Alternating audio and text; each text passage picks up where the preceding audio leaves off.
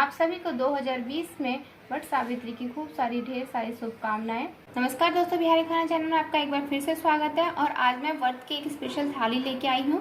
वट सावित्री का त्यौहार आने वाला है और इसके लिए हम एक स्पेशल रेसिपीज बनाएंगे।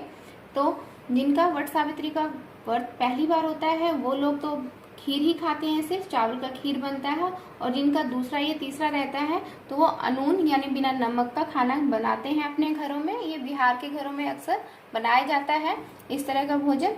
तो इसके लिए आज मैं बनाऊंगी आलू की भुजिया बिना नमक की, और साथ में हम चावल बनाएंगे। तो इस चावल को कैसे खिले हुए बनाएं और ये आलू की भुजिया एकदम क्रिस्पी। तो ये रेसिपी पहले स्टार्ट करते हैं, उसके बाद देखते हैं हमें और क्या क्या बनाना है आज स्पेशल चीज़ें।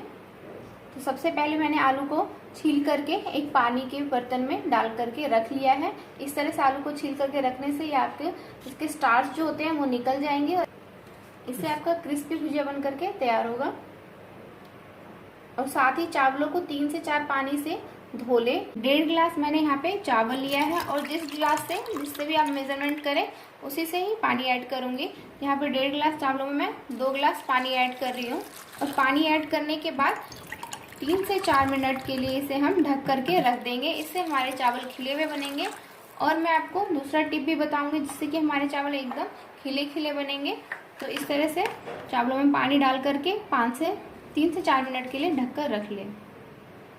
हम घर में कई बार कुकर में चावल बनाते हैं, कई बार पतीली में तो कई बार कहते हैं कि हमारे खिले हुए चावल बनते हैं, बट कुकर में नहीं बन पाता। तो इसके लिए देख लेते हैं हम किस टिप्स को यूज करेंगे जिससे कि हमारे चावल कुकर में एकदम अच्छे से खिले खिले बने। तो एक कुकर में हम चावल डाल लेंगे इस तरह से। इसके साथ ही हम इसमें लेमन जूस डाल लेंगे 1/2 टेबल स्पून।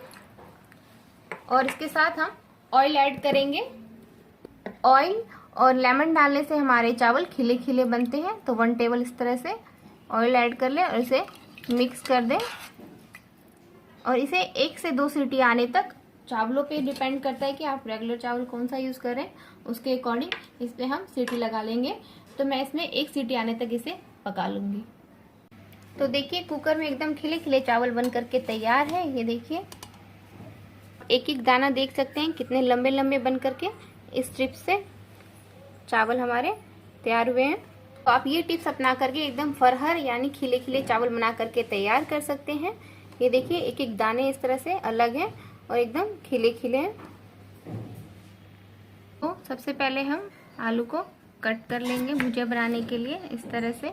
आप चाहे तो चॉपिंग बोर्ड पे कट कर सकते हैं, या तो अगर आप इस तरह से फटाफट करना चाहते हैं एकदम पतला कटेगा तो एकदम क्रिस्पी हमारी भुजिया बन करके तैयार हो जाएगी। फ्रेंड्स ध्यान रखना है कि हमें आलू छीलने के बाद ये तो पानी में डाल लें, या तो इस तरह से कट करने के बाद भी आप पानी में डालेंगे तो इसका स्टार्च अच्छे से निकल जाएगा और हमारी भुजिया क्रिस्पी बनेगी। तो इस तरह से बारीक भुजिया कट करके तैयार कर लें। तो हम इस तरह से भुजिया को इस हासू में भी बारीक बारीक फटाफट कट करके निकाल सकते हैं। ये देखिए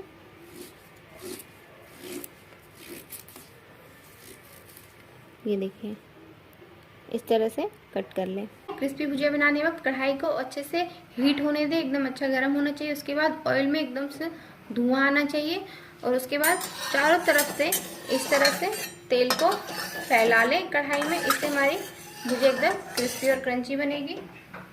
हम जीरा डालेंगे और साथ ही सरसों।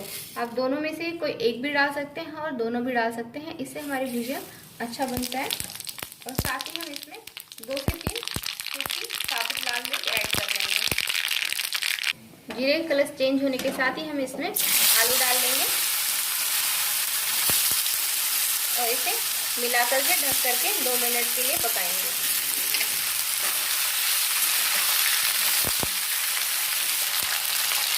तो शुरुआत में हम लो फ्लेम पर इसे ढक करके पकाएंगे इस तरह से। तो 1 मिनट के बाद हम इसे इस तरह से चेक कर लेंगे। ये हल्की हल्की क्रिस्पी होने लगी है। तो इसी के साथ हम इसमें 1/2 टेबल स्पून हल्दी ऐड कर देंगे। क्योंकि ये मैं व्रत के लिए बना रही हूँ तो इसमें नमक नहीं ऐड करना है। और नमक आप अगर इस तरह की भुजिया बनाना चाहते हैं तो मेरे दूसरा वीडियो डिस्क्रिप्शन बॉक्स में लिंक डाल दूँगी, तो आप मेरे चैनल पर जा कर के देख सकते हैं। फिर इसे 1 से 2 मिनट तक के लिए ढक देंगे, जब तक ये अच्छे से पके नहीं। इसे बीच में से चेक कर लेंगे पका है या नहीं। उसके बाद हम इसे खुले में ही बिना ढके पकाएंगे। नवविवाहिता तो ये रेसिपी नहीं ट्राई कर सकती हैं, क्योंकि उनको खीर ही खाना होता है। बट जिनका दूसरा साल स्टार्ट रहता है वो इस रेसिपी को जरूर ट्राई कर सकती हैं। जैसे कि वट सावित्री हो गया, मधुश्रावणी हो गया, और हम लोग कई बार व्रत में नमक नहीं खाते हैं, उसमें भी ये रेसिपी हम ट्राई कर सकते हैं। 3-4 मिनट के बाद हम एक बार इसे इस तरह से चेक कर लेंगे। एक प्लेट में निकाल लें और इस तरह से दबा के देखें ये दब चुका है। ये इस तरह से दबा करके देखें ये पक चुका है। तो अब हम इसे बिना ढके ही पकाएंगे। और ध्यान रखें भुजिया को हमेशा हल्के हाथों से ही इस तरह से उल्टे पुल्टे, अदरवाइज भुजिया टूट जाते हैं। इस तरह से हल्के हल्के हाथों से ही करें। अगर आप पूरे में भी कर रहे हैं तो हल्के हाथों से इस तरह से करें।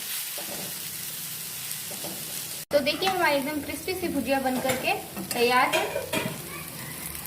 तो ये आपकी भुजिया भात हरी मिर्ची के साथ ये एक थाली बन करके तैयार है। तो अनुना की हमारी एक थाली तो बन करके तैयार है। तो हम दूसरी रेसिपी की ओर जाते हैं। तो इसी कढ़ाई में, सेम कढ़ाई में हम 1 से 2 चम्मच घी ऐड कर लेंगे। और घी डालने के साथ ही हम इसमें थोड़ा सा जीरा डाल सकते हैं। जीरा आपकी भुजिया में हो तो ऑप्शनल है, आप डालें या ना डालें। तो जीरा का कलर चेंज हो चुका है, हम इसमें चावल डाल लेंगे।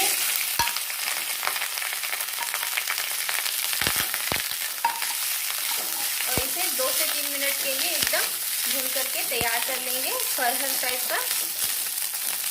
तो ये वाली रेसिपी बहुत टेस्टी लगती है। मैं अक्सर घर में जब भी वर्क करती हूँ तो ये वाली रेसिपी जरूर बनाती हूँ।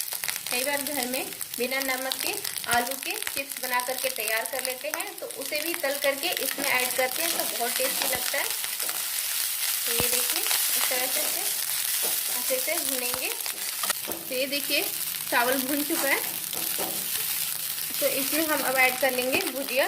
अपने टेस्ट के अकॉर्डिंग जितना भी आप खाना चाहते हैं उतना इसमें भुजिया ऐड कर लें। और इसी स्टेज पे अगर आपने आलू के चिप्स भून रखे हों बिना नमक वाले तो वो भी ऐड कर सकते हैं। तो ये व्रत वाली दूसरी थाली भी बन करके हमारी तैयार हो गई। इसे अब हम दही के साथ सर्व करेंगे। तो 2 मिनट होने के बाद ये अच्छे से भून चुका है, तो इसे अब मैं सर्व कर लूँगी। तो ये हमारी अनुना की दूसरी रेसिपी भी बन करके तैयार है। तो अब हम तीसरी थाली बना करके तैयार करते हैं। मैंने यहाँ पे 1 कप आटा ले लिया है, साथ ही हम इसमें 2 चम्मच मोयन डाल लेंगे और इसमें थोड़ा थोड़ा पानी करके गूंद लेंगे। तो इससे हम पूड़ी और परांठा दोनों बना सकते हैं। पूड़ी को अगर आप क्रिस्पी बनाना चाहते हैं तो इसमें आप सूजी ऐड कर सकते हैं। तो इस तरह से हम सॉफ्ट सा आटा गूंद करके तैयार कर लेंगे और इसे 5 से 6 मिनट के लिए रेस्ट होने के लिए रख देंगे। तो इसके साथ ही हम पूड़ियाँ बना करके तैयार कर लेंगे। तो आटे को मैंने रेस्ट करने के लिए रख दिया था, तो छोटी छोटी लोइयाँ बना ले और इसी तेल में हल्का सा इस तरह से लेकर के पूड़ियाँ बेल लूँगी मैं।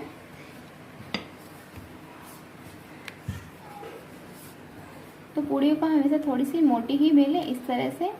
तो हमारा तेल गर्म हो चुका है, अब इसे हम तल लेंगे।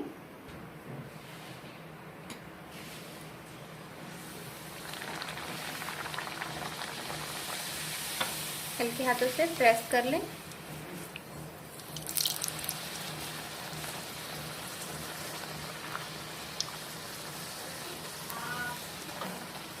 तो ये हमारे मटर मैलन का रायता, आलू की भुजिया और पूड़ी बन करके तैयार है। अनुना के लिए ये एक और रेसिपी बन करके तैयार है। तो व्रत की एक और थाली अनुना वाली बन करके तैयार है। फ्रेंड्स ध्यान रखना है हमें कि इसमें बिना नमक का सब कुछ हो, और चावल जो हम यूज़ करें वो कच्चा चावल ही यूज़ करें, पका हुआ चावल इस व्रत में नहीं यूज़ होता है। फ्रेंड्स आप लोगों को अगर मेरी ये रेसिपी अच्छी लगे तो मेरी वीडियो को लाइक कीजिएगा और मेरे चैनल को सब्सक्राइब कीजिएगा।